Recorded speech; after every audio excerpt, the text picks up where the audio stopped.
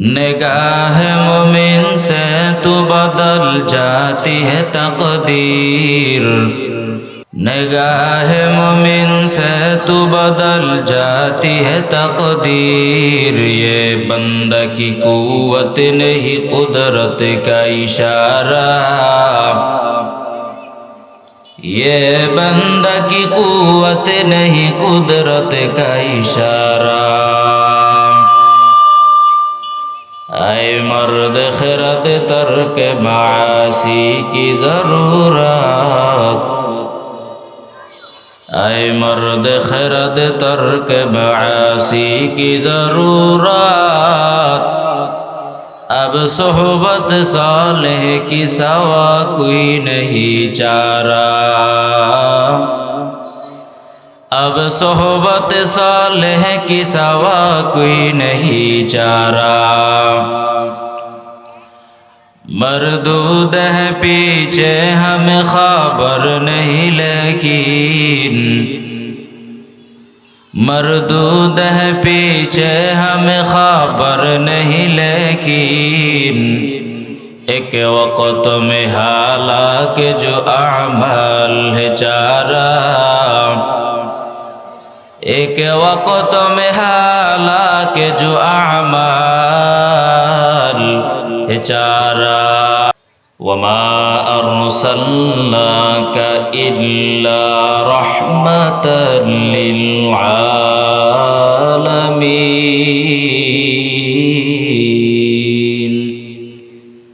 इमामुल अव्वल आखिरीन बहर सदका रहमतन लिल आलमीन। मस्जिद शुद हमारो ये ज़मीन बहर सदका रहमतन लिल आलमीन।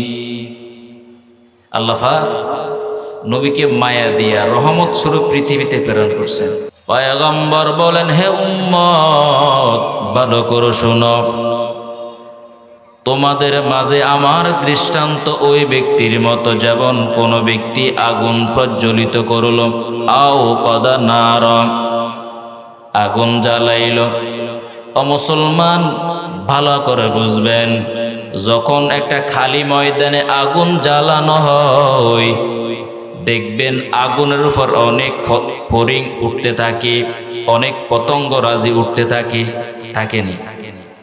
তখন যিনি আগুন জ্বালায় তিনি কি করে, ওই আগুনের উপর থেকে ওই পোকামাকড়গুলোকে দূর করার জন্য মাঝে মাঝে বাতাস দেয়, ঠিক নেই? পয়গম্বর বলেন, হে উম্মত আমি নবী এমন যেমন প্রজ্বলিত আগুনের উপর পতঙ্গ রাজি উঠতে থাকে, আর আগুন যিনি জ্বালায় তিনি ফড়িংগুলো দৌড়াইতে থাকে। নবী বলেন, হে উম্মত আমি তোমাদের প্রতি কেমন দয়ালু জানোনি? তোমরা জাহান্নামের আগুনের দিকে যাইতেছো, দিন রাত 24টা ঘন্টা তোমরা জাহান্নামের দিকে যাও, আর আমি নবী তোমাদেরকে কোমর ধরে ধরে জাহান্নাম থেকে বাঁচাইতে চাই। আবার মাঝে মাঝে তোমরা আমার হাত থেকে ছুটে চলে যাও। ও মুসলমান ইমানদার, আমার রহমাতুল লিল আলামিন এমন, আমার নবী চাই তার কোন উম্মত যেন জাহান্নামে না যায়, ঠিক কিনা? ওরে মুমিন মুসলমান, আমার পয়গম্বর উম্মতের প্রতি কেমন দয়ালু। আল্লাহর পয়গম্বর একদিন কালামুল্লাহ শরীফের একটা আয়াত তেলাওয়াত করলেন, যে আয়াতটা আল্লাহ তাআলা সূরা ইব্রাহিমের ভিতরে নাজিল করছেন। ইব্রাহিম পয়গম্বরের সম্মিলিত কথা। পয়গম্বর ইব্রাহিম বলেন, রব্বি ইন্নাহুন্না আদনাল্লা কাসীরাম মিনান নাস ফামান তাবিআনি ফাইন্নাহু মিন্নি ওয়া মান আসানি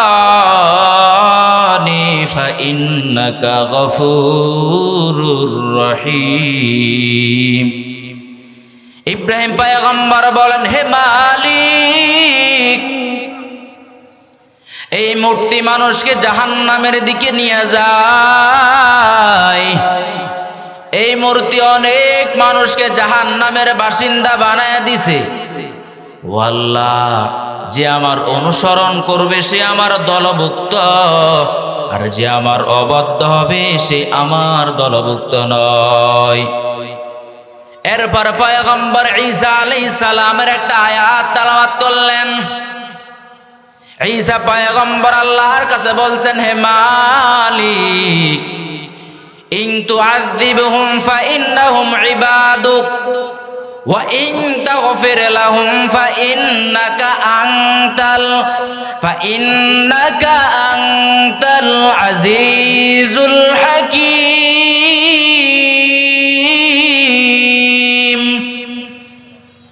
আল্লাহ তাআলা বলেন, ও আল্লাহ, ঈসা আলাইহিস সালাম বলেন, ও আল্লাহ, আপনি যদি আপনার বান্দাদেরকে আযাব দেন, এরা তো বেগে যাইতে পারবে না, কারণ এরা তো আপনারই গোলাম। আর আপনি যদি তাদেরকে ক্ষমা করে দেন, তাহলে আপনি তো পরাক্রমশালী, প্রজ্ঞাময়। এই দুইটা আয়াত তেলাওয়াত করে আল্লাহর পয়গম্বর কান্না আরম্ভ করে দিলেন। আল্লাহর পয়গম্বর ফারাফা ইয়াদাইহি ওয়া বাকা। মুসলিম শরীফের বর্ণনা, আল্লাহর পয়গম্বর দুইটা হাত আসমানের দিকে তুলে দিলেন আর কান্না আরম্ভ করে দিলেন। আল্লাহর পয়গম্বর দুইটা হাত আসমানের দিকে তুলে দিলেন আর কান্না আরম্ভ করে দিলেন। পয়গম্বরের কান্না দেখে আমার আল্লাহ সইতে পারেন নাই। আল্লাহ তাআলা সঙ্গে সঙ্গে জিবরাইল আমিনকে প্রেরণ করে দিলেন, হে জিবরাইল, যাও আমার পয়গম্বর কাছে যাইয়া বলো তিনি কেন কান্না করতেছে, কেন তিনি কান্না করতেছে। জিবরাইল পয়গম্বর কাছে যাইয়া বলেন, ও পয়গম্বর, মা ইউবকিকা, ও পয়গম্বর, আপনি কেন কেন কান্না করতেছেন, কান্না করার কারণ কি? আল্লাহ তাআলা জানা সত্ত্বেও জিবরাইল পয়গম্বরকে পাঠালেন। আল্লাহর পয়গম্বর কান্না করার কারণ ব্যক্ত করলেন। এবার জিবরাইল আল্লাহর কাছে যাইয়া বলল, আল্লাহ, পয়গম্বর কেন কান্না করছে? আল্লাহর পয়গম্বর আমার এই কথা বলছেন। আল্লাহ তাআলা সঙ্গে সঙ্গে জিবরাইলকে ডাক দিয়ে বললেন, ও জিবরাইল, আবার যাও আমার পয়গম্বরকে শুনাইয়া দাও, ইন্না সানুরযিউকা ফি উম্মাতিক ওয়ালা নাসুক। ও জিবরাইল, আমার পয়গম্বরকে জানায় দাও আমার পয়গম্বর যেন কান্না না করে। আমি জানায় দিলাম অচিরেই আমি আমার পয়গম্বরকে উম্মতের ব্যাপারে খুশি করে দিব। সুবহানাল্লাহ। আমি আপনাকে নারাজ করব না ও পয়গম্বর, আপনি কান্না করবেন না।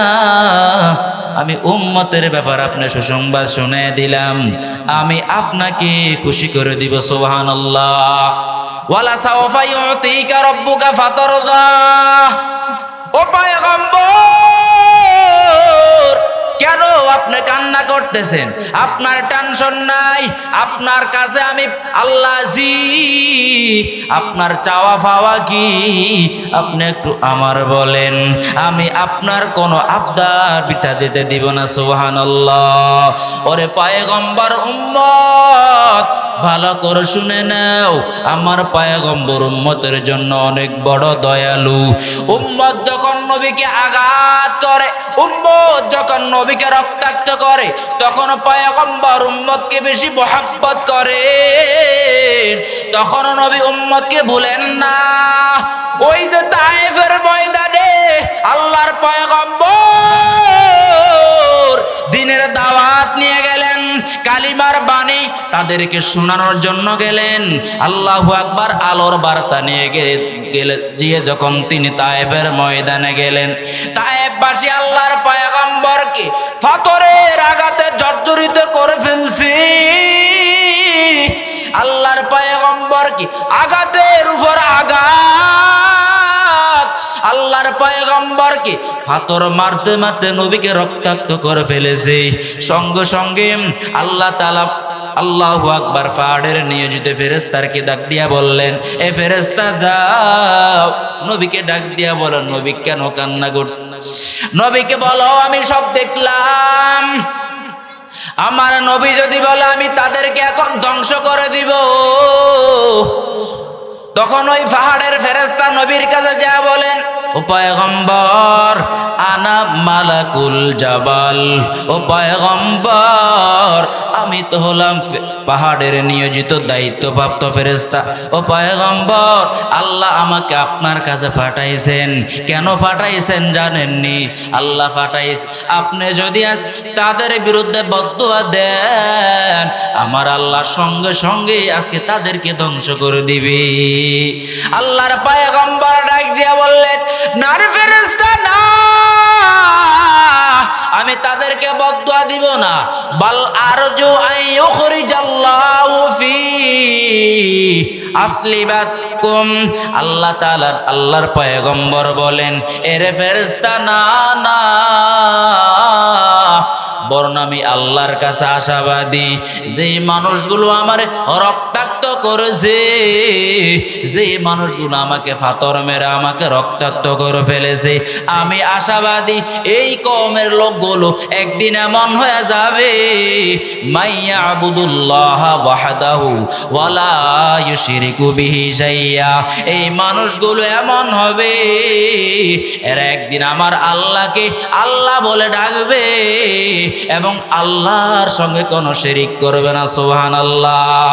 উম্মত যখন নবীকে আঘাত করে তখন পয়গম্বর উম্মতকে বদদুয়া দেন না, উম্মতের জন্য রহমতের দোয়া করে, উম্মতের জন্য নবী মায়ার কান্দন কাঁদে।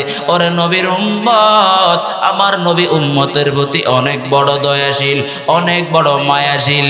ও মুসলমান ইমানদার, শুধু কি দুনিয়াতে নবী উম্মতের প্রতি দয়াশীল না, বরং আমার পয়গম্বর কাল কিয়ামতের ময়দানে উম্মতের জন্য দয়ালু হবেন। সুবহানাল্লাহ। পয়গম্বর বলেন, লিকুল্লি নাবিয়্যিন দাওয়াতুন মুস্তাজাবা। আমার আল্লাহকে দুনিয়াতে সমস্ত পয়গম্বরকে আলাদা একটা স্পেশাল দিলেন। কি স্পেশাল দিলেন? বলে সমস্ত উম্মতকে নবীকে আল্লাহ তাআলা বললেন, ও নবীরাম আমি আপনাদেরকে আলাদা একটা চান্স দিলাম, সেটা হলো দুনিয়াতে আপনারা চাইলেই দোয়াটা কাজে লাগাইতে পারেন, যার বিরুদ্ধে দোয়া করবেন সঙ্গে সঙ্গে কবুল করা হবে। পয়গম্বর বলে সব উম্মতরা সেই দোয়া কালকে দুনিয়াতে কাজে লাগায় ফেলছে, কিন্তু আমি নবী ওই দোয়া কাজে লাগাই নাই। আমি নবী সেই দোয়া আখিরাতে আমার গুনাহগার উম্মতের জন্য বরাদ্দ রেখেছি। সুবহানাল্লাহ। আমি সেই দোয়া কাল কিয়ামতের ময়দানে আমার গুনাহগার উম্মতের জন্য সুপারিশ করব। সুবহানাল্লাহ। ওরে মুসলমান ইমানদার, আমি আপনার থেকে জানতে চাই, নবী যদি আমার জন্য দয়ালু হয়, বলেন আমার কাজ নবীকে ভালোবাসা, ঠিক কিনা বলেন? নবী যেহেতু আমাকে ভালোবাসেন, নবী যেহেতু আমার প্রতি মায়াশীল, নবী যেহেতু আমার জন্য দয়াশীল, আমার কাজ হলো নবীকে ভালোবাসা, ঠিক কিনা? মুহাব্বতের চাহিদা হলো, নবী যেহেতু আমাকে মুহাব্বত করেন, দয়া করেন, আমিও নবীকে মুহাব্বত করব। ও মুসলমান ইমানদার, ভালো করে বুঝবেন, পৃথিবীতে মানুষ চারটা গুণের কারণে এক অপরকে মুহাব্বত করে। কয় গুণের কারণে? কথা বলেন, কয় গুণ? চার গুণের কারণে মুহাব্বত করে। এক নাম্বার জামাল, দুই নাম্বার কামাল, তিন নাম্বার করাবত, চার নাম্বার ইহসান। ও মুসলমান ইমানদার, চার কারণে মানুষ একে অপরকে মুহাব্বত করে। মুহাব্বত করার এক নাম্বার কারণ হলো জামাল। ওরে বাবা, দুনিয়াতে দেখবেন একটা মানুষ আর একটা মানুষকে মুহাব্বত করে সৌন্দর্যের কারণে। কিসের কারণে? টাকা নাই, বাড়ি নাই, বংশ ঠিক নাই, কিন্তু চেহারা সুন্দর, পাগল হয়ে গেছে, ঠিক কিনা? সৌন্দর্যের কারণে মুহাব্বত করে। ও মুসলমান ইমানদার, এবার বলেন আমার নবীর সৌন্দর্য কম নাকি বেশি? জোরে বলেন কেমন সুন্দর ও মুসলমান ইমানদার। মিশরের জমিনের মহিলারা ইউসুফ পয়গম্বরের সৌন্দর্য দেখে ফল কাটতে গিয়ে হাত কেটে ফেলছে। আর আম্মাজান বলেন, এরে নবীর উম্মত ভালো করে শুনে নাও, আম্মাজান বলেন ওই মিশরের মহিলারা যদি ইউসুফ পয়গম্বরের জায়গায় আমার নবীর সৌন্দর্য দেখতো, হাত কাটার জায়গায় কলিজা কেটে ফেলতো। সুবহানাল্লাহ। আমার নবী এত সৌন্দর্য। আম্মাজান বলেন মাঝে মাঝে আমাদের ঘরের ভিতরে আলোর ব্যবস্থা থাকে না, আমরা সুর মাধ্যমে সেলাই করি। হঠাৎ দেখলাম সেলাই করতে করতে আমাদের শিলের সুইচটা পড়ে গেছে, সুইটা পড়ে গেছে। কিভাবে সুইটা খুঁজে পাবো? যখন নবী ঘরে ঢুকে যাইতেন, নবীর সৌন্দর্যের কারণে আমাদের ঘর চারদিকে আলোকিত হয়ে যাইত। সুবহানাল্লাহ। আল্লাহ তাআলা সমগ্র পৃথিবীর অর্ধেক সৌন্দর্য দিয়া ইউসুফ পয়গম্বরকে বানাইছেন, আর সমগ্র পৃথিবীর সৌন্দর্য দিয়ে আল্লাহ আমার পয়গম্বরকে বানাইছেন। সুবহানাল্লাহ। ওরে মুমিন মুসলমান, ভালো করে বুঝবেন মোহাব্বতের কারণ চারটা। এক নাম্বার জামাল। বলেন এক নাম্বার কি? জামাল। জামাল মানে সৌন্দর্য। বলেন বাবা, আমার নবীর সৌন্দর্য কম না বেশি? তার মানে বোঝা গেল পৃথিবীর সমস্ত মানুষের চাইতেও আমার নবী বেশি সৌন্দর্য। তাহলে সৌন্দর্যের দিক দিয়ে যদি কাউকে ভালোবাসতে হয়, তিনি আর কেউ নয়, তিনি হলেন মদিনাওয়ালা নবী, ঠিক কিনা?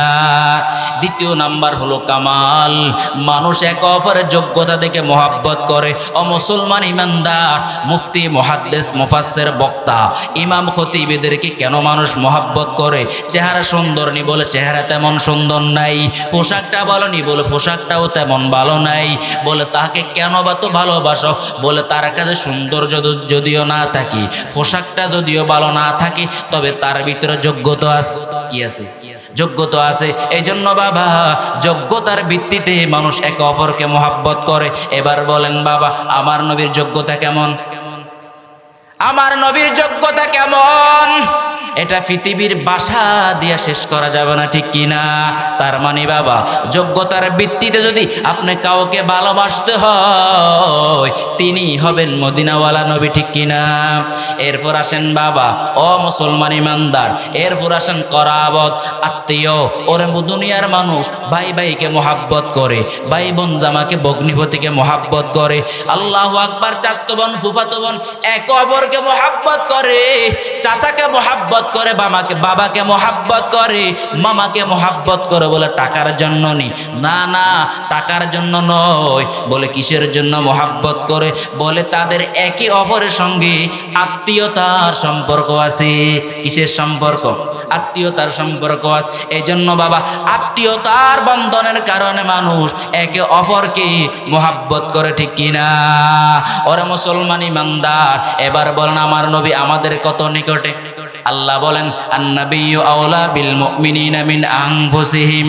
আল্লাহ তাআলা বলেন, ও পৃথিবীর মানুষ ভালো করে শুনে নাও, এক নবী হলো পৃথিবীর সমস্ত মানুষের কাছে তার জীবনের চাইতেও দামি, ঠিক কিনা? ওরে মুসলমান ইমানদার, আমার বাবা আমার এত পরিমাণ আমার উপকার করে নাই, আমার ভাই আমার এমন কোন উপকার করে নাই, আমার দাদা আমার এমন উপকার করে নাই যেই পরিমাণ উপকার আমার নবী করেছেন, ঠিক কিনা? এরপর চতুর্থ নম্বর ইহসান। এরে বাবা, দুনিয়াতে দেখবেন মানুষ মানুষের ইহসানের কারণে মোহাব্বত করে, টাকা দেয় নাই, সৌন্দর্য নাই, মোহাব্বত করে ইহসানের কারণে। ও মুমিন মুসলমান, বলো আমার নবীর ইহসান উম্মতের প্রতি কি পরিমাণ? আল্লাহর পয়গম্বর আল্লাহর কাছে দোয়া করছেন, ও আল্লাহ, বনি ইসরায়েল লোকেরা যখন গুনাহ করত, গুনাহের কারণে তাদের চেহারার আকৃতি পাল্টায়া যাইত, বিড়াল হয়ে যাইত, চেহারাটা বিড়ালের আকৃতি হয়ে যাইত, কুকুর শুকুর আকৃতিতে হয়ে যাইত, বানরের আকৃতিতে রূপান্তরিত হয়ে যাইত। আল্লাহর পয়গম্বর আল্লাহর কাছে দোয়া করছেন, আল্লাহ আমার উম্মতেরাম গুনাহের কারণে শয়তানের ধোঁকায় পড়িয়া গুনাহ করে ফেলবে, ও আল্লাহ আপনি আমার উম্মতের চেহারাকে বনি ইসরায়েলের মতো মতো গুনাহের কারণে বিকৃতি ঘটাইয়া দিয়েন না সুবহানাল্লাহ। ওরে নবীর উম্মত, আমার পয়গম্বর যদি আল্লাহর কাছে দোয়া করে না যাইতেন তাহলে আজকের মাদ্রাসার সভাপতি সাহেব চেহারা দেখাইতে পারতো না, মসজিদের সভাপতি সাহেব চেহারা দেখাইতে পারতো না রে বাবা। এলাকার সম্মানিত ব্যক্তি তিনিও কিন্তু চেহারা দেখাইতে পারতো না গুনাহের কারণে। ওরে নবীর উম্মত, পয়গম্বর দোয়া করে গেছেন, দোয়া করার কারণে আজকে আমাদের চেহারার আকৃতি আল্লাহ ঠিক রেখেছেন, ঠিক কিনা বলেন? নবী এই দোয়ার কারণে আমাদের উপর এহসান করছে কি করে নাই? তার মানে বোঝা গেল বাবা, একে অপরকে মোহাব্বত করে চার কারণে: 1 নম্বর জামাল, 2 নম্বর কামাল, 3 নম্বর করাবত, 4 নম্বর এহসান। বাবা এই 4টা দিকের দিকে যদি আপনি লক্ষ্য করেন, এই 4টা গুণ বৈশিষ্ট্য আমার নবীর ভিতরে আছে কি নাই? এরে বাবা একইভাবে 4টা গুণ আমার নবীর বিরুদ্ধে আল্লাহু আকবার ভিতরে আছেন। সৌন্দর্যের দিক দিয়ে আমার নবীর কোনো দিকে কম নাই। ওরে বাবা আমার নবী আমার অনেক নিকট আত্মীয়। ওরে মুসলমান ইমানদার, আমার নবী আমার প্রতি এহসান করছেন। এহসানের তাকাজা নবীকে মোহাব্বত করা। আমার নবীর যোগ্যতার কোনো অভাব নেই। যদি ভালোবাসতে হয় তাহলে একমাত্র ভালোবাসতে হবে মদিনাওয়ালা নবীকে, ঠিক কিনা? এরে যুবক ভাই, আজকে দুনিয়ার মহিলার সৌন্দর্য দেখে তুমি পাগল হয়ে গেছো, আজকে তুমি সম্পদের পাগল হয়ে গেছো, আজকে তুমি বাড়ি গাড়ির পাগল হয়ে গেছো, নবীর পাগল হইলা না। ওরে বাবা নবীর ভালোবাসা যদি অন্তরে জমা করে নেও, দুনিয়াতেও কাজে আসবে, পরকালও কাজে আসবে, ঠিক কিনা? এই জন্য বাবা আল্লাহর পয়গম্বর বলেন, লা ইউমিনু আহাদুকুম হাত্তা আকুনা আহাব্বা ইলাইহি মিন ওয়ালিদিহি ওয়া ওয়ালাদিহি ওয়ান নাসি আজমাইন। আল্লাহর পয়গম্বর বলেন, এরে আমার উম্মত ভালো করে শুনে নাও, তোমরা যতক্ষণ পর্যন্ত তোমাদের জীবনে চাইতো, তুমি তোমার সন্তানে চাইতো, তুমি তোমার বাবার চাইতো, তুমি তোমার সব আত্মীয় স্বজনদের চাইতো, আমি নবীকে যতক্ষণ পর্যন্ত না বেশি মোহাব্বত করবা, আমি নবী বলে দিলাম ততক্ষণ পর্যন্ত তুমি কামেল ইমানদার হতে পারবে না, ঠিক কিনা? এরে বাবা আমার জীবনে চাইতো কাকে বেশি মোহাব্বত করা লাগবে? বলেন কাকে? কথা বলে না কাকে? নবীকে মোহাব্বত করা লাগবে, জীবনের চাইতে বেশি মোহাব্বত করা লাগবে। ওরে বাবা আমার মা বাবার চাইতো বেশি নবীকে মোহাব্বত করা লাগবে, আমার আত্মীয় স্বজন সবার চাইতো নবীকে বেশি মোহাব্বত করা লাগবে, ঠিক কিনা? এরে বাবা পয়গম্বর সাহাবী হযরত ওমর রাদিয়াল্লাহু তাআলা আনহু একদিন নবীকে ডাক দিয়ে বলেন, ও মুসলমান ইমানদার, আব্দুল্লাহ ইবনে হিশাম রাদিয়াল্লাহু তাআলা আনহু হাদিস বয়ান করেন, বুখারীর বর্ণনা। ওরে মুমিন মুসলমান, তিনি বলতেছেন, ওয়া হুয়া আখিদুন কুন্না মা'আন নবী সাল্লাল্লাহু আলাইহি ওয়াসাল্লাম ওয়া হুয়া আখিদুন বিয়াদিহি ওমর ইবনুল খাত্তাব। আব্দুল্লাহ ইবনে হিশাম বলেন, একদিন আমরা পয়গম্বরের সঙ্গে ছিলাম, হঠাৎ তিনি ওমর রাদিয়াল্লাহু তাআলা আনহুর হাত ধরে ফেললেন। তখন ওমর রাদিয়াল্লাহু তাআলা আন নবীকে ডাক দিয়ে বলেন, ও পয়গম্বর, আমি পৃথিবীর সব কিছুর চাইতো আপনি নবীকে বেশি মোহাব্বত করি, ভালোবাসি, কিন্তু আমার জীবনের চাইতো আপনাকে কেন আমি বেশি ভালোবাসতে পারি নাই। আল্লাহর পয়গম্বর ডাক দিয়ে বললেন, এরে ওমর, আল্লাহর কসম, যে মালিকের হাতে আমি মুহাম্মদের জীবন, ওই আল্লাহর কসম করে বললাম, যতক্ষণ পর্যন্ত না তুমি তোমার জীবনের চাইতো আমি নবীকে বেশি মোহাব্বত না করবা, ততক্ষণ পর্যন্ত ওমর তুমি কামেল ইমানদার হতে পারবে না। ওমর রাদিয়াল্লাহু তাআলা সঙ্গে সঙ্গে দাঁড়ায় গেলেন আর নবীকে ডাক দিয়ে বলেন, ও পয়গম্বর, আল্লাহর কসম করে বললাম, আল-আন, ও পয়গম্বর, এখন আমি আপনার সামনে বলতেছি, ও পয়গম্বর, এই মুহূর্তে আমি সব কিছুর চাইতো আপনি নবীকে বেশি মোহাব্বত করি, এবং আমি আমার জীবনের চাইতো আপনাকে বেশি মোহাব্বত করি। জোরে বলেন সুবহানাল্লাহ, আর জোরে বলেন সুবহানাল্লাহ। জুটতেছেন আপনারা? জুটতেছেন? জোরে বলেন না আল্লাহু আকবার। আর একটা জোরে আল্লাহু আকবার। নারে তাকবীর। মুরব্বীর আওয়াজ নেই। আওয়াজ নাই। আওয়াজ না থাকলে তো হবে না। মুসলমানের আওয়াজ ঠান্ডার সাথে ঠান্ডা হয়ে যাবে না। মুসলমানের আওয়াজ যত ঠান্ডা হবে তত বেশি হবে, ঠিক কিনা বলেন? নারায়ে তাকবীর। ওরে মুমিন মুসলমান, আল্লাহর পয়গম্বর ডাক দিয়া বলেন, ও উমর, আমি পয়গম্বর বলে দিলাম, তুমি যেহেতু এখন আমি নবীকে জীবনের চাইতে বেশি মোহাব্বত করো, আমি নবী বলে দিলাম উমর, এখন তুমি কামেল ইমানদার হয়ে গেছে। সুবহানাল্লাহ। ওর বাবা মুসলমান ইমানদার, আমি আমার আল্লাহকে নবীকে যদি আমার জীবনের চাইতে বেশি মোহাব্বত না করি, কামেল ইমানদার হতে পারবো না, ঠিক কিনা? একজন সাহাবী নবীকে আসিয়া ডাক দিয়ে বলল, পয়গম্বর, মাতা সা নবী গো, কিয়ামত কখন সংঘটিত হবে? আল্লাহর পয়গম্বর ডাক দিয়া বলেন, মা আদাত্তা লিসাআতি, সাহাবী বলো তুমি কিয়ামতের জন্য কি জোগাড় করছো? ও সাহাবী বলো, কিয়ামতের জন্য তুমি কি জমা করছো, কি প্রস্তুতি গ্রহণ করছো? তখন সাহাবী ডাক দিয়ে পয়গম্বর, তেমন কিছু আমি জমা করি নাই, তবে একটা জিনিস ভালোভাবে জমা করেছি, মজবুত করে নিয়েছি। বলো তা কি? সাহাবী ডাক দিয়ে পয়গম্বর, আমার কিয়ামতের জন্য তেমন কোনো প্রস্তুতি নাই, তবে একটা প্রস্তুতি ভালোভাবে নিয়েছি। কি প্রস্তুতি? আল্লাহর নবী সাহাবী ডাক দিয়ে বলো, পয়গম্বর, আমি আমার অন্তরের ভিতরে আপনি নবী এবং আল্লাহর মোহাব্বত ভালোভাবে জমা করে নিয়েছি। সুবহানাল্লাহ। আল্লাহর পয়গম্বর ডাক দিয়া বলেন, সাহাবী, তুমি যদি তোমার অন্তরের ভিতরে যদি আল্লাহ এবং রাসূলের মোহাব্বতটা জমা করে নেও, আমি নবী বলে দিলাম, দুনিয়াতে যদি তুমি আল্লাহকে নবীকে মোহাব্বত করো, কাল কিয়ামতের ময়দানে তুমি আমি নবীর সঙ্গে থাকবা। সুবহানাল্লাহ। আনাস রাদিয়াল্লাহু তাআলা আনহু ডাক দিয়া বলেন, পয়গম্বরের এই কথা আমাদের কেমন ভাবে আনন্দিত করছে, নবীর কোন কথায় আমরা এই পরিমাণ আনন্দিত হই নাই। নবীর এই কথার দ্বারা আমরা যেই পরিমাণ আনন্দ পাইলাম, খুশি হয়ে গেলাম। কারণ বাবা, কিয়ামতের ময়দানে যাব, জান্নাতে যাওয়ার মতো তেমন কোনো আমল আমাদের নাই। ওরে বাবা, আল্লাহ খুশি হবে এমন কোনো আমলও আমাদের নাই।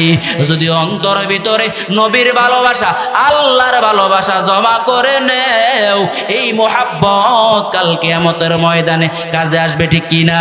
এই জন্য পয়গম্বর বলেন, আলমার ও মান আহাব্বা। ও মুমিন মুসলমান, দুনিয়াতে তুমি যাকে মোহাব্বত করবা, যার নীতি আদর্শ ফলো করবা, যার নৈতিকতা তুমি লক্ষ্য করবা, কাল কিয়ামতের ময়দানে তুমি তার সঙ্গে থাকবা, ঠিক কিনা?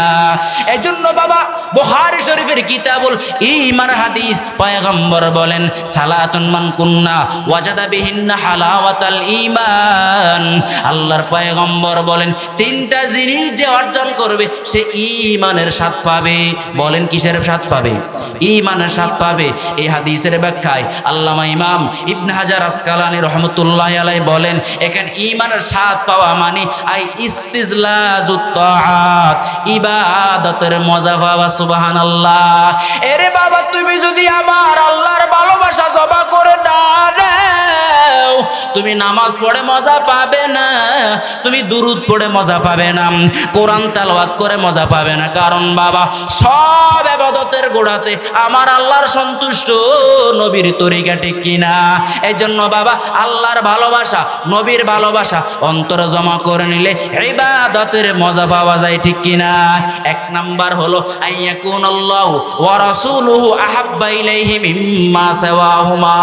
ওরে বাবা, ঈমানের স্বাদ পাওয়া যাবে যদি তিনটা গুণ অর্জন করে নেও। এক নাম্বার গুণ হলো বাবা, পৃথিবীর সব কিছুর চাইতো আল্লাহ এবং রাসূলকে সবচেয়ে বেশি মোহাব্বত করা লাগবে। বলেন কাকে মোহাব্বত করা লাগবে? আল্লাহ এবং রাসূলকে পৃথিবীর সব কিছুর চাইতে বেশি মোহাব্বত করা লাগবে। রাজি আছেন তো ইনশাআল্লাহ? কারা কারা রাজি আছেন? দুই হাত তুলে আল্লাহকে দেখায় দেন, নারায়ে তাকবীর।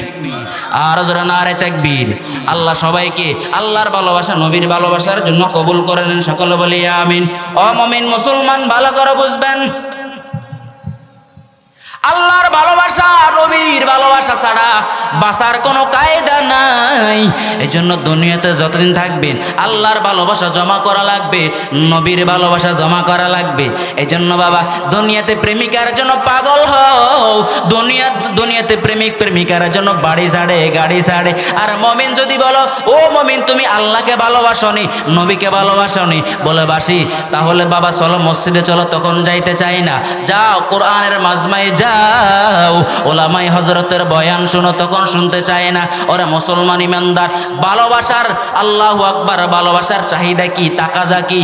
ভালোবাসার তাকাজা হলো আমি যাকে মহাব্বত করব তার কথা মতো আমি উঠবো এবং বসবো, ঠিক কি না? কি বাবা ঠিক আছে না?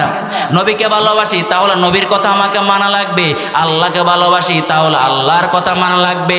আল্লাহর কথার বাইরে চললে, নবীর কথার বাইরে চললে তাদের ভালোবাসা অর্জিত হবে না, ঠিক কিনা বাবা? এই জন্য বাবা তিনটা জিনিস যদি অর্জন করে নেও ইমানের মজা পাওয়া যাবে। এক নাম্বার আল্লাহ রসুলের মহাব্বত পৃথিবীর সব কিছুর চাইতে বেশি হওয়া লাগবে। দ্বিতীয় নাম্বার বাবা দুনিয়াতে চলবা তোমার বন্ধু লাগবে, চলো আল্লাহ বলেন বন্ধু দিয়া দিলাম, তবে সাবধান অসৎ বন্ধু নিবা না। এমন বন্ধু বানাইবা এক বন্ধু আর এক বন্ধুকে মহাব্বত করবে কার জন্যে? কথা বলেন কার জন্যে? ভালোবাসা হবে কার জন্যে? কথা বলেন কার জন্যে? আল্লাহু আকবার। যে আল্লাহর জন্য একে অপরকে মহাব্বত করবে, আল্লাহর জন্য আল্লাহর পথে ব্যয় করবে, আল্লাহর জন্য কারোর সাথে বন্ধুত্ব স্থাপন করবে, আল্লাহর জন্য কারো থেকে বন্ধুত্ব ছিনিয়ে আনিবে। ও মুমিন মুসলমান, যার চাওয়া সব আল্লাহর জন্য হয়, ও মুমিন মুসলমান আল্লাহর পয়গম্বর বলেন ফাকাদ ইস্তাকমালাল ঈমান, সে যেন তার ঈমানটাকে পরিপূর্ণ করে নিয়েছে। সুবহানাল্লাহ। এই জন্য বাবা বলেন আমরা একে অপরকে মহাব্বত করব কার জন্য? বলেন কার জন্য? দুনিয়াতে চলবো, ও স্বামী তুমি তোমার স্ত্রীকে মহাব্বত করো আল্লাহর জন্য, সওয়াব হবে, তোমার স্ত্রীর সৌন্দর্য তোমার উপভোগ হবে, ঠিক কিনা? রাজি আছেন তো ইনশাআল্লাহ? তিন নাম্বার বাবা ঈমান আনার পর কুফরের দিকে যাওয়াকে এমন ভাবে অপছন্দ করা যেমন তুমি আগুনে ঝাঁপ দেওয়াকে অপছন্দ করো। বাবা বলেন আপনি প্রজ্বলিত আগুনের ভিতরে ঝাঁপ দেওয়াটাকে পছন্দ করেননি? করেন না। ওরে বাবা ঈমান ছাড়িয়া কুফরের দিকে যাওয়া মানে আগুনের দিকে ঝাঁপ দেওয়া। কারণ বাবা যারা ঈমান আনবে না, কুফরি গ্রহণ করে নিবে, এদের জন্য জাহান্নামের আগুন বরাদ্দ থাকবে, ঠিক কিনা? আল্লাহ তাআলা বলেন ওয়া আ'তাদনা লিয-যালিমিনা নারা, যারা ঈমান থেকে কুফরের দিকে চলে যাবে এরা জালেম, আর যারা জালেমের দফতরের ভিতরে নাম লেখাবে এদের জন্য আমি আল্লাহ জাহান্নামের আগুন রিজার্ভ করে রাখলাম, প্রস্তুত করে রাখলাম। মরতে দেরি হবে, জাহান্নামে যাইতে দেরি হবে না, ঠিক কিনা? ওরে মুমিন মুসলমান, এবার আপনারা বলতে পারেন আল্লাহ রসুলের মাপকাঠি কি? আল্লাহ তাআলা সূরা আলে ইমরানের মধ্যে বলে দিয়েছেন কুল ইন কুনতুম তুহিব্বুনাল্লাহ ফাত্তাবিউনি ইউহিব্বুকুমুল্লাহ। ওরে বাবা নবীর বা আল্লাহর ভালোবাসা তখন পাওয়া যাবে যখন নবীর তরিকা মানা হবে। বলেন কার তরিকা? নবীর তরিকা। ওরে মুমিন মুসলমান আল্লাহর ভালোবাসার মাপকাঠি হলো নবীর ভালোবাসা। নবীর তরিকা যে মানবে যে সে নবীকেও ভালোবাসবে, নবীর ভালোবাসাও পাবে, আল্লাহর ভালোবাসাও পাবে, ঠিক কিনা? ওরে মুমিন মুসলমান আজকে যুবক ভাইয়ের দিকে তাকালে বোঝা যায় নবীর তরিকা নাই, নবীর সুন্নতের অনুসরণ নাই। ও মুমিন মুসলমান আজকে তুমি কার জন্য পাগল হয়ে গেলা? আমার নবী তোমার জন্য এত কষ্ট করেছেন, আমার নবী তোমার জন্য দান দান মোবারক শহীদ করেছেন, আমার নবী তায়েফের ময়দানে রক্ত ঝরিয়েছেন, ওহুদের ময়দানে আমার পয়গম্বর আহত হয়েছেন, আমার পয়গম্বর উম্মতের জন্য এত কষ্ট করেছেন। ওই উম্মত কি আমার নবী সুন্নতের অনুসরণ করতে পারবে না? এই জন্য বাবা দুনিয়াতে যতদিন থাকবো আল্লাহর ভালোবাসা, নবীর ভালোবাসা নিয়ে বেঁচে থাকবো। রাজি আছেন তো ইনশাআল্লাহ? এবার আসেন সাহাবায়ে কেরাম আমার নবীরে কেমন ভালোবাসতেন? নবীর পরে সবচেয়ে দামি মানুষ সাহাবায়ে কেরাম, ঠিক কিনা বলে? সাহাবায়ে কেরাম আমার নবীকে জীবনের চাইতে বেশি মহাব্বত করছেন, বাস্তব কিনা? ওরে বাবা নিজের জীবন বিলিয়ে দিছেন তারপর নবীর আল্লাহু আকবার, নবীর অপমান শোন নাই, নবীর কষ্ট বরদাস্ত করে নাই। ও মুমিন মুসলমান, সাহাবায়ে কেরাম আমার নবীকে তাদের জীবনের চাইতেও বেশি মহব্বত করছেন। সুবহানাল্লাহ। কেমন মহব্বত করছেন আমি আপনার সামনে হাদিস শরীফ থেকে অনেকগুলো উদাহরণ দেই। ও মুমিন মুসলমান, উরওয়া ইবনে মাসউদ রাদিয়াল্লাহু তাআলা তিনি প্রাথমিক পর্যায়ে মুসলমান হয়েন নাই। সুলহে হুদাইবিয়ার সময় বুখারী শরীফের কিতাবুল মাগাজির ভিতর হাদিস আসছে, ও মুমিন মুসলমান, সুলহে হুদাইবিয়ার সময় মক্কার কুরাইশরা উরওয়া ইবনে মাসউদকে ডাক দিয়া বলেন, ও মাসউদ যাও দেখো মুহাম্মদের সাথী সঙ্গীদের অবস্থা কেমন, একটু অবলোকন করে আমাকে জানায় দাও।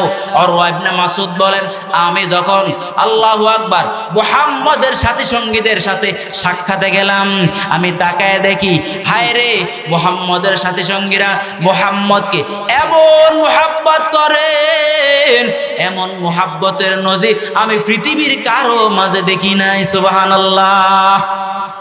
উরওয়া ইবনে মাসউদ কুরাইশদের কাছে যা ডাক দিয়া বলেন, ও আমার কওমের লোকেরা ভালো করে শুনে নাও, আমি তাকায় দেখলাম মুহাম্মদের সাথী সঙ্গীরা মুহাম্মদকে এমন বেশি ভালোবাসেন, আমি এমন ভালোবাসা পৃথিবীর কোন রাজা বাদশার দরবারে দেখি নাই। সুবহানাল্লাহ।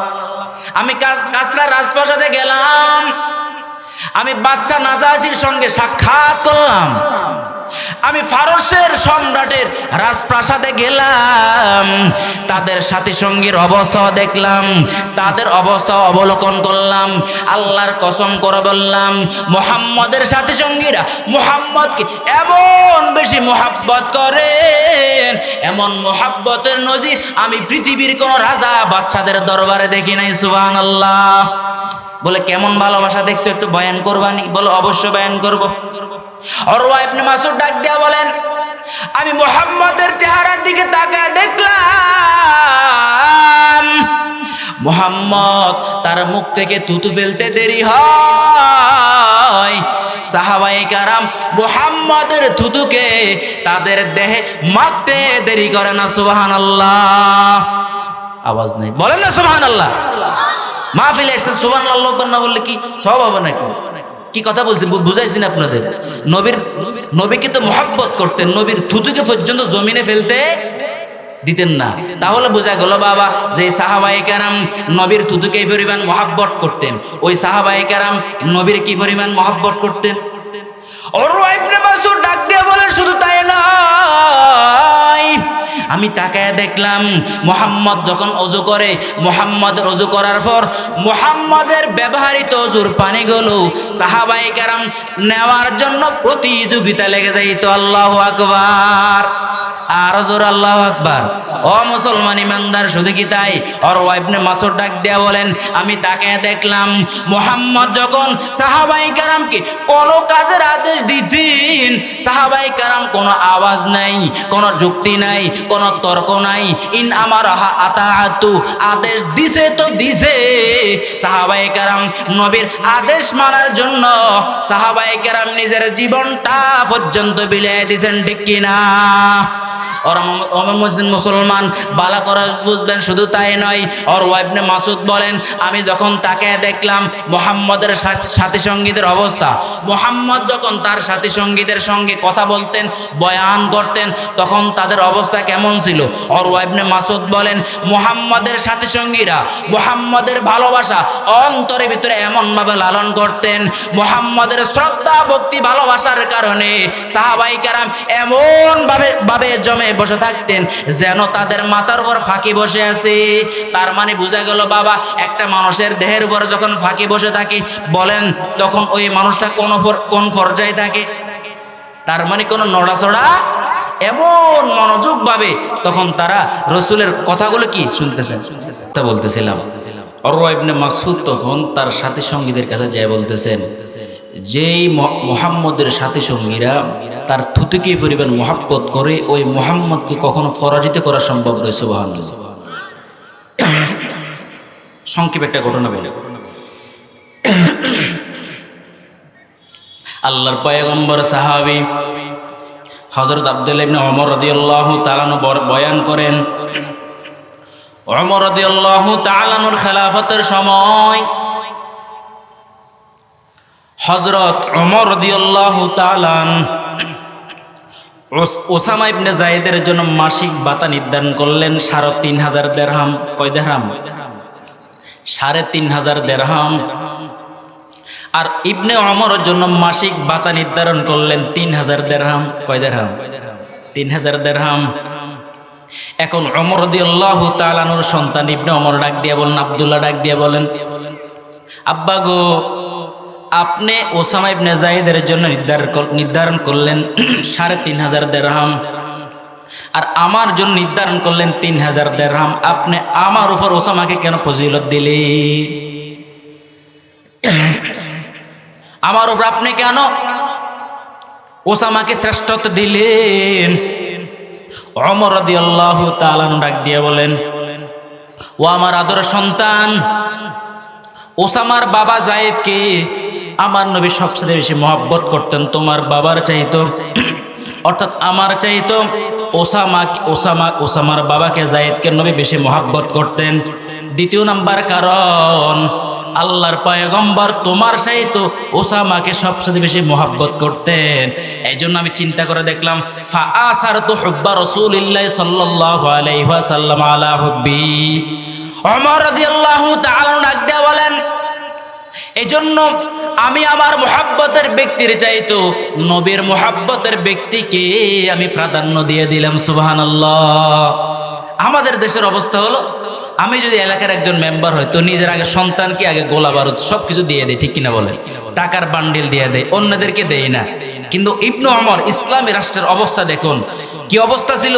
ইবনে ওমর রাদিয়াল্লাহু তাআলা বলেন, আমার বাবা নবীর মুহাব্বতের সাহাবীকে প্রাধান্য দিয়েছেন, অত আমি সন্তান আমাকে প্রাধান্য দেন নাই। এই জন্য বাবা সাহাবায়ে কেরাম সর্বক্ষেত্রে নবীর ভালোবাসাকে কি দিয়েছেন? প্রাধান্য দিয়েছেন। এজন্য আমরা যারা নবীর উম্মত আছি, আমরাও নবীর ভালোবাসা কি দিব? প্রাধান্য দিব। ও মুসলমান ইমানদার, হুযায়ফা ইবনে ইয়ামান রাদিয়াল্লাহু তাআলা তিনি বলেন, একদিন আমাকে কাসরার রাজপ্রাসাদে আমন্ত্রণ জানানো হলো। আমন্ত্রণ জানানোর পর আমি যখন খানা খাওয়ার জন্য টেবিলে বসলাম, হঠাৎ তাকায় দেখলাম আমার খানার প্লেট থেকে একটা লোকমা পড়ে গেছে, একটা খাবার পড়ে গেছে। ও মুসলমান ইমানদার, হুযায়ফা ইবনে ইয়ামান রাদিয়াল্লাহু তাআলা বলেন, আমি তখন আমার ফালানো খানাটাকে উঠানোর জন্য আমি হাতটাকে নিচের দিকে নামাইলাম। সঙ্গে সঙ্গে আরেকজন ব্যক্তি ডাক দিয়া বলে, সাবধান, তুমি তোমার হাতকে নিচে নামাইবা না, কারণ এটা হলো সারা পৃথিবীর ভিতরে সুপার পাওয়ার রাষ্ট্র কাসরার রাজপ্রাসাদ। এখানে তুমি যদি তোমার হাত থেকে পড়ে যাওয়া খাবারকে তুলে খাও, তারা তোমাকে খারাপ নজরে দেখবে, খারাপ মনে করবে। তখন ওসামা ইবনে যায়েদ রাদিয়াল্লাহু তাআলা আনহু, হুযায়ফা ইবনে যায়েদ ইয়ামান রাদিয়াল্লাহু তাআলা আনহু ডাক দিয়ে বলেন, ও বেকুবর দল, ভালো করে শুনে নাও, আতেরুকু রাসূলুল্লাহ সুন্নাত রাসূলিল্লাহ সাল্লাল্লাহু আলাইহি ওয়াসাল্লাম লিহাদিহিল হুমাকা। তিনি যে কথাটা বললেন, এই কথাটা সারা পৃথিবীর সমস্ত মানুষের জন্য সফলতার চাবিকাঠি। তিনি ডাক দিয়ে বললেন, আতেরুকু সুন্নাত রাসূলিল্লাহ সাল্লাল্লাহু আলাইহি ওয়াসাল্লাম লিহাদিল হুমাকা। আমি কি এই সমস্ত নির্বোধ মানুষের কারণে আমি কি আমার মায়া নবীর সুন্নতটাকে ছেড়ে দিবনি? অর্থাৎ খানা খাইতে বসলাম, আমার প্লেট থেকে একটা খানা পড়ে গেছে, এটাকে তুলে খাওয়া, এটা কার সুন্নত? নবীর সুন্নত। এই জন্য বাবা, আমার নবীর সুন্নত পালন করতে গেলে কেউ যদি আমাকে খারাপ মনে করে, সেটা আমার দেখার বিষয় নয়। কেন? নবীজি বলছেন, লা ইয়াদরি ফি আইয়াতিহিন্নাল বারাকা। খানা খাইতে বসছো, তোমার খানার কোন জায়গাতে কোন লোকমার ভিতর বরকত আছে এটা কারো কি নাই, জানা নাই। হয়তো আমার যেই খানাটা পড়ে গেছে ওই খানার ভিতর কি আছে? বরকত আছে। এই জন্য হুযায়ফা ইবনে ইয়ামান বলেন, আমি আমার প্লেট থেকে পড়ে যাওয়া খানাটা তুলে ফেললাম। কে আমাকে ভালো বলল, কে আমাকে খারাপ বলল, সেটা আমার দেখার বিষয় নয়। এই জন্য বাবা, আজকের মাহফিল থেকে যেই বিষয়টা আমি আপনাদেরকে বুঝাতে চাইলাম সেটা হলো, আমার জীবনের সবচেয়ে ভালোবাসার ব্যক্তি হবে আল্লাহ এবং রসুল। ঠিক কিনা বলেন? রাজি আছেন তো ইনশাআল্লাহ? আমার জীবনের প্রত্যেকটা ক্ষেত্রে, প্রত্যেকটা জায়গাতে আমি আল্লাহ এবং রসুলের ভালোবাসাকে প্রাধান্য দিব ইনশাআল্লাহ। কাল কিয়ামতের ময়দানে কেউ আমার পাশে না থাকলেও, আমার বাবা মা আমার পাশে না থাকলেও, আল্লাহ এবং রসুল আমার পাশে থাকবেন। ঠিক কিনা বলেন? কিয়ামতের ময়দানে যদি আল্লাহ এবং রসুল আমার পাশে থাকে, তাহলে আমার কোনো টেনশন আসেনি? কোনো ফেরেশানি আসেনি? কোনো ফেরেশানি নাই। আর আমার আত্মীয়স্বজন সবাই আমার পাশে থাকলো, কিন্তু আল্লাহ রসুলের ভালোবাসা আমার কাছে নাই, আল্লাহ রসুল আমার সাহায্য আমার পাশে নাই, তাহলে এই ভালোবাসার কোনো দাম আছে? নাই। আল্লাহ পাক আমাদের সবাইকে এই দুনিয়াতে আমাদের জীবনে সবচেয়ে ভালোবাসার লক্ষ্য উদ্দেশ্য বানিয়ে দেখ আল্লাহ এবং তার রসুলের ভালোবাসা। আল্লাহ আমাদের সবাইকে আল্লাহ এবং তার রসুলের ভালোবাসা নিয়ে এই দুনিয়ার জীবন শেষ করে আখিরাতে যাওয়ার তৌফিক আল্লাহ আমাদের সবাইকে দান করুক। ইন্না আসাবতু ফামিনাল্লাহ ওয়া ইন আখতাতু ফামিন শাইতান। যারা নামাজ পড়বেন তারা ওযু করবেন।